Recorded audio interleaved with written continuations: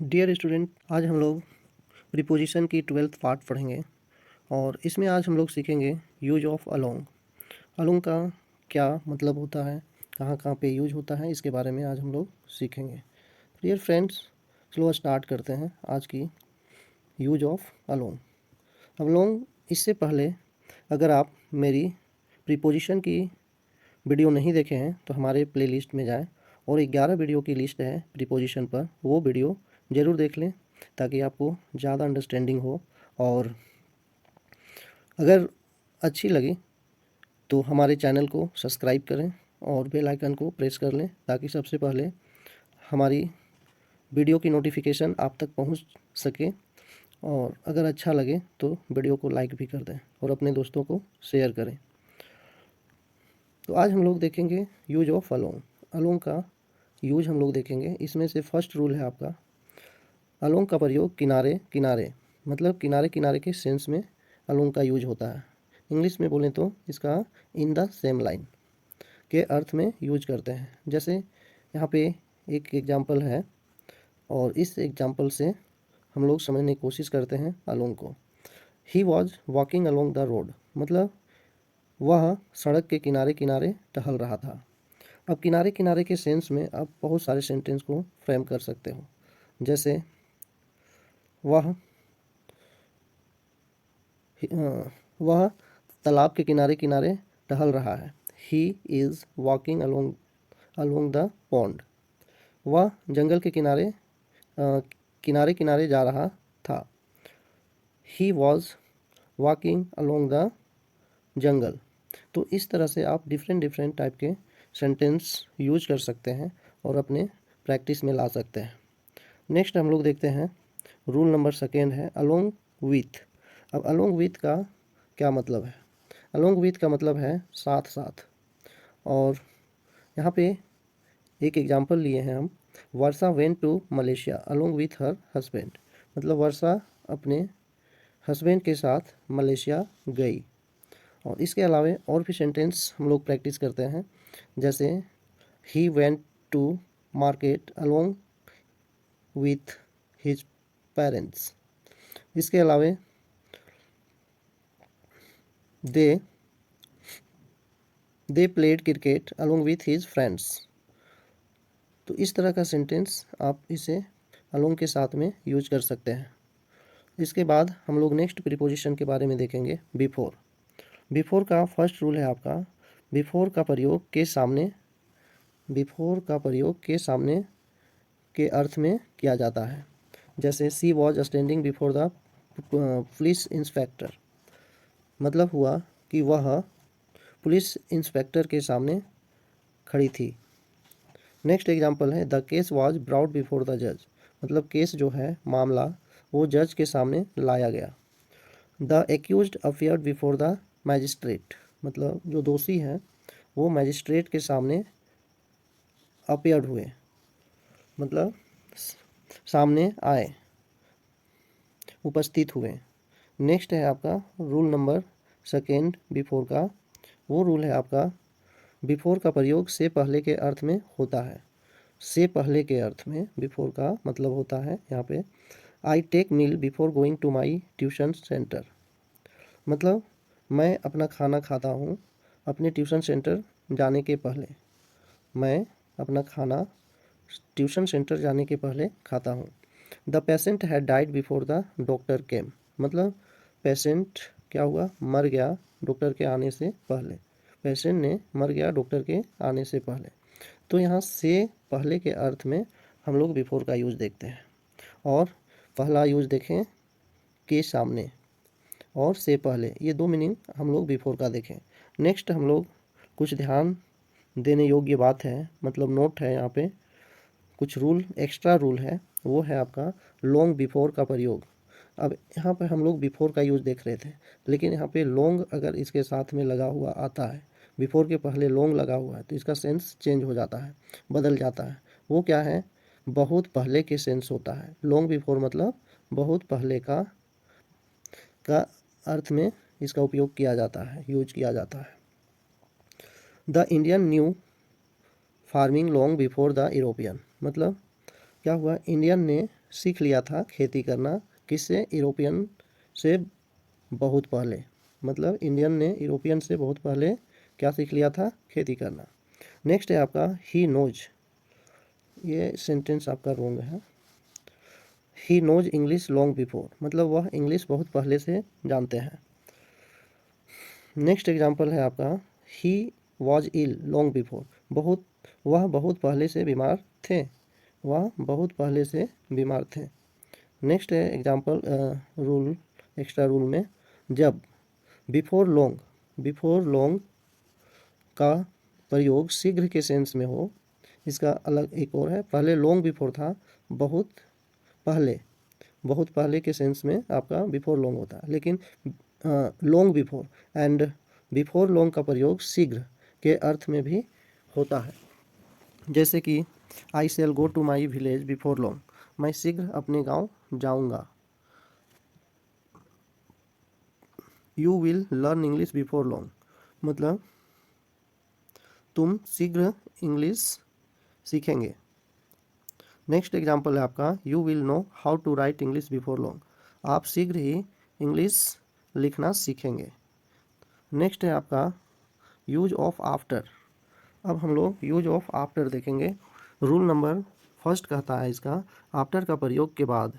After का प्रयोग होता है के बाद के सेंस में, मतलब टाइम एक्सप्रेसिंग वर्ड है, समय सूचित करने वाले शब्द हैं के बाद। He went there after 5 days, मतलब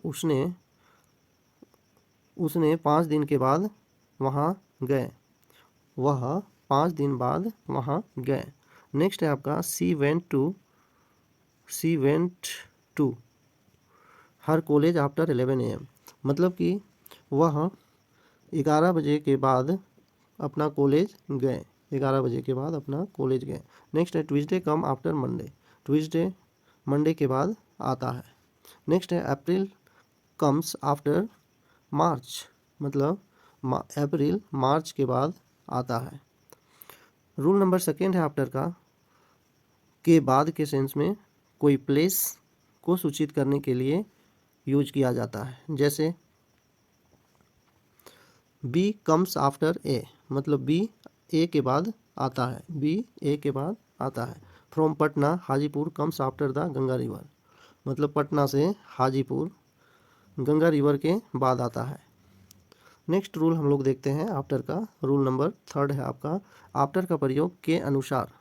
आफ्टर का प्रयोग के अनुसार के शैली में होता है। जैसे these poems have been written after William Shakespeare, मतलब विलियम शेक्सपियर के जो लिखने का स्टाइल था उससे रिलेटेड के शैली के सेंस में इसे या के अनुसार के सेंस में यूज किया जाता है। These poems have been written after William Shakespeare, मतलब ये कविताएं विलियम शेक्सपियर के शैली में लिखी गई है। नेक्स्ट है आपका रूल नंबर 4 आफ्टर का। रूल नंबर 4 कहता है आफ्टर का प्रयोग फ्रेजल टर्म्स में भी होता है। फ्रेजल मतलब एक से ज़्यादा वर्ड में। जैसे पहला है यहाँ पे फ्रेजल वर्ड्स है, शब्द है, टर्म है, वो क्या है, day after day, day after day. Next है आपका हुफ आफ्टर हुफ। अब यहाँ पे आफ्टर से लग करके यहाँ पे बन रहे हैं ये phrase. Now next phrasal term है, शब्द है आपका the day after tomorrow, the day after tomorrow. Next word है आपका विलेज आफ्टर विलेज। नेक्स्ट है आफ्टर दैट। नेक्स्ट वर्ड है वन आफ्टर अनदर। नेक्स्ट आपका यूज हम लोग देखेंगे विथ का। विथ का यूज है आपका, विथ का प्रयोग से के द्वारा के सेंस में यूज किया जाता है, या फिर कोई इंस्ट्रूमेंट या टूल के पहले होता है जिसकी सहायता से कोई कार्य की जाती है। जैसे हम लोग एग्जांपल यहाँ पे देखेंगे he writes with a pen, he writes with a pen, वह एक पेन से लिखता है। She writes with a pencil, वह एक पेंसिल से लिखती है। He cuts the mango with a knife, वह नाइफ से मैंगो काटता है। नेक्स्ट है आपका the carpenter cuts the tree with an axe, carpenter ने मतलब बढ़ई ने क्या किया, कुल्हाड़ी से ट्री को काटा। नेक्स्ट है लेकिन, यहाँ पे कुछ एक्सेप्शनल है, लेकिन पेंसिल का प्रयोग अनकाउंटेबल नाउन के रूप में होने पर इसके ए, यहाँ पे ध्यान देना है, ए का प्रयोग नहीं होता। इन ना ही विथ प्रीपोजिशन का प्रयोग होता है, सिर्फ इन प्रीपोजिशन का प्रयोग होता है। जैसे ही राइट्स इन पेंसिल, वह पेंसिल में लिखता है। लेकिन इसी को अगर हम बोलें ही राइट्स विथ अ पेंसिल, तब वो मतलब विथ के साथ आपका क्या लगता है, ए का यूज करना ज़रूरी है। अगर ए का यूज हम नहीं करेंगे तो वहाँ पे विथ का सेंस आपका रॉन्ग होगा। ही राइट्स इन इंक, तो ये सेंटेंस करेक्ट है, वह इंक से लिखता है। नेक्स्ट है आपका, यहाँ पे कॉन्सेप्ट क्लियर करने के लिए दोनों का एग्जांपल लिए हैं। ही राइट्स विथ पेंसिल, ये गलत है। अब क्या गलती है, तो यहाँ ए होना चाहिए। अगर ए नहीं देंगे तो ये सेंटेंस रॉन्ग है। ही राइट्स विथ अ पेंसिल, अगर ऐसे लिख देते हैं तो ये सेंटेंस करेक्ट होगा। अब यहाँ पे ही राइट्स इन अ पेंसिल, यहाँ इन के बाद आपका ए का यूज नहीं करना है। अगर करते हैं तो ये सेंटेंस रॉन्ग होगा। नेक्स्ट हम लोग देखेंगे, नेक्स्ट रूल है आपका विथ का, लेकर या के साथ या साथ साथ के सेंस में इसको यूज किया जाता है। जैसे Subodh went to Shimla with his wife, Subodh ने अपनी वाइफ के साथ शिमला गई, मतलब सुबोध के साथ साथ उनकी वाइफ भी गई है। नेक्स्ट एग्जांपल है आपका, his son went to college with his friend, उसके जो बेटा है उसका बेटा अपने दोस्तों के साथ कॉलेज गए हैं। A beautiful girl came with her parents, मतलब एक सुंदर लड़की अपने पेरेंट्स के साथ आई है।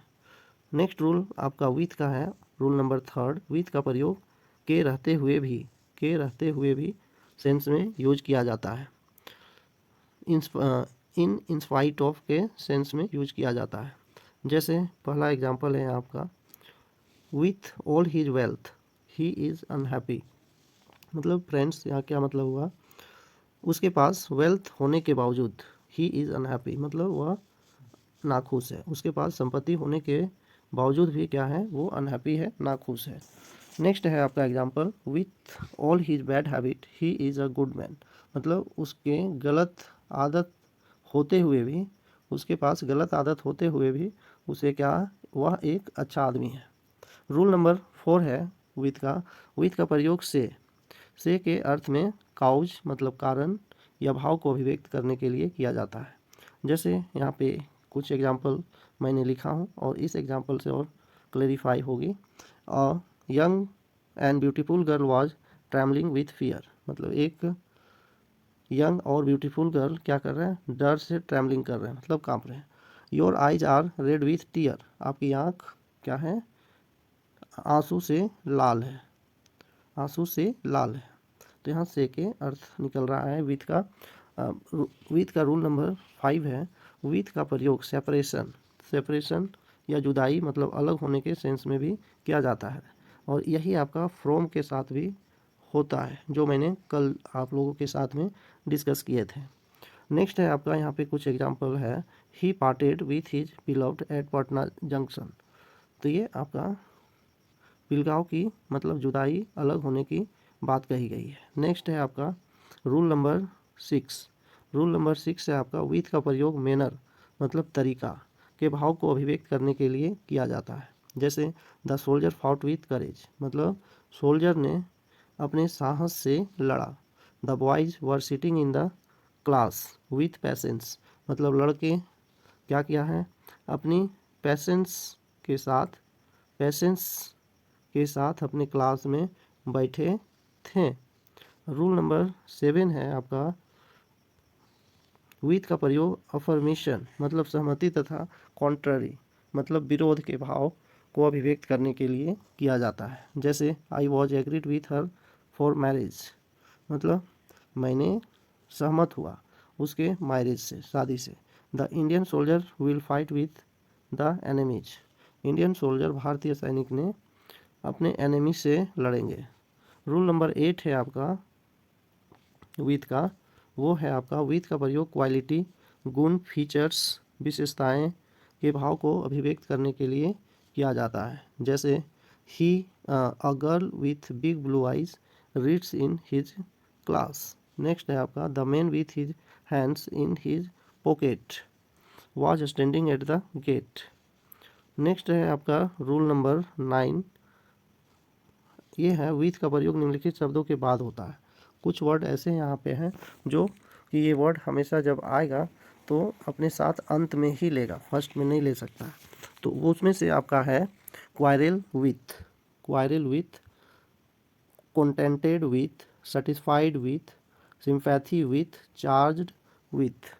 नेक्स्ट है differ with, acquainted with, disgusted with, deal with।